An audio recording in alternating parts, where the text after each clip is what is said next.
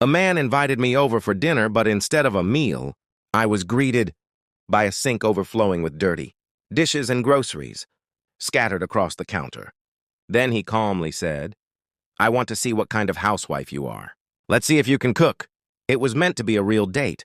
Not coffee, not a walk, something serious. His name was David. He was 60, composed, confident, never making grand promises. He was the one who suggested dinner at his place. "Linda, I'd love to cook something special for you," he'd said on the phone. "Restaurants are loud. At home, we can actually talk. I like that." A man offering to cook felt thoughtful, rare even.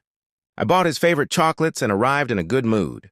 We'd been talking for 2 months, but this was my first time visiting his apartment. It felt like progress. David greeted me warmly. He looked polished and self-assured. "You look wonderful," he said, helping me out of my coat.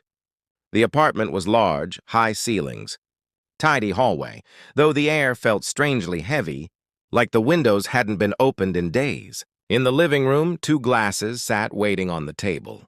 Nothing else. "Will dinner be ready soon?" I asked lightly. "I'm getting hungry." "Of course," he smiled. "Come to the kitchen." I stepped inside and stopped. The sink was piled high with dirty plates, pots, and pans, as if they'd been sitting there for days. Food and groceries were spread carelessly across the counter.